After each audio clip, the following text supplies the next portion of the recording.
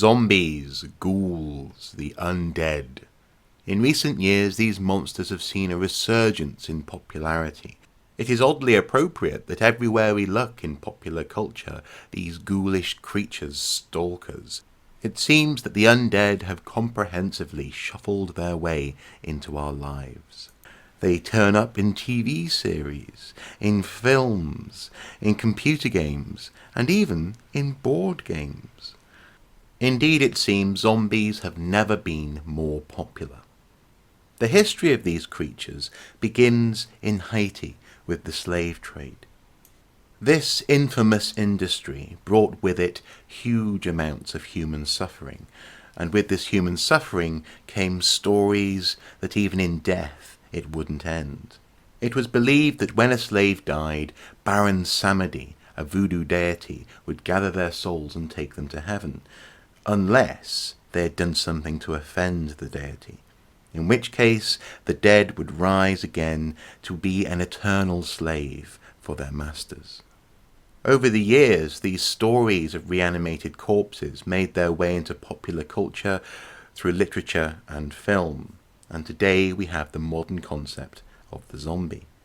But stories of zombie-like creatures have been told throughout time. In the ancient Hindu religion and its mythology, for example, there are creatures called vetelas. These are bodies reanimated by evil spirits looking to corrupt the living. These creatures haunt and harass good people, trying to get them to walk away from their beliefs, to commit suicide, or to commit crimes. The bodies are hijacked from charnel grounds where they are ritually decomposing after death. However, they can be fought by repeating mantras and with good concentration, or by performing proper funeral rites on the hijacked corpses. Such stories of the restless dead harassing the living also existed amongst the Vikings. They called their undead creatures the Draugr, or those who have returned. Draugr were supernatural and usually recently deceased. They could increase their size at will. They had a grey, sullen appearance, blackened and swollen and generally ugly. Supposedly corpses which were difficult to bury, or people, for example, who died sitting up, were at great risk of becoming Draugr. These creatures were mischievous and dangerous. They guarded treasures in their graves and haunted the living, seeking revenge perhaps on those who had wronged them in life. Supposedly, when it was windy outside, parents would tell their children that Draugr were riding on the roof. This was definitely a good way to keep the children indoors. On into medieval times, rumours of the dead rising persisted.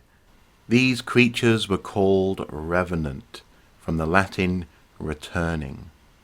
Belief that the dead could return to life was common. Indeed, it was a central tenet of the medieval mindset. Christ, after all, promised eternal life and the resurrection of the body. Such things were taken very seriously.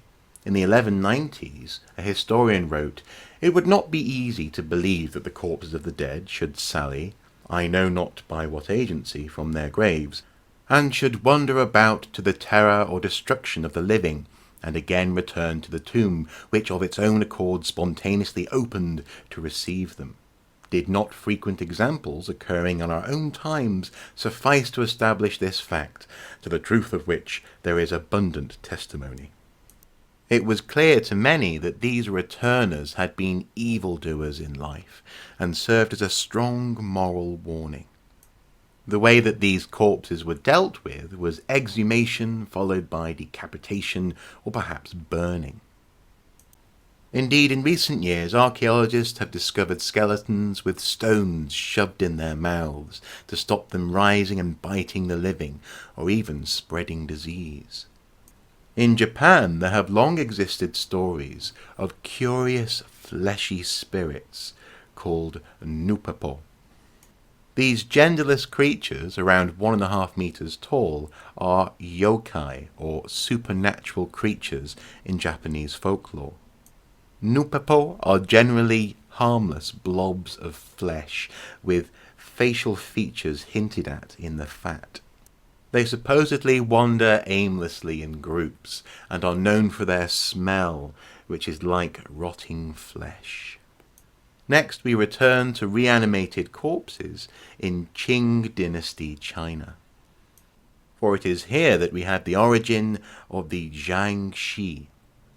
These are reanimated corpses, typically dressed in the garbs of officials from the Qing dynasty. They wander at night, arms outstretched, looking to capture and suck the ki or life force from any living creatures. Curiously, they get about by hopping. Now, this may at first sound kind of amusing, but it's actually quite creepy if you think about it. Now, there are several ways to fight off these restless spirits, but the most interesting way I've found is with the call of a cockerel. Supposedly, these ghouls withdraw upon hearing the bird crow. So it seems that many cultures have shared stories of the dead coming back to life to haunt the living.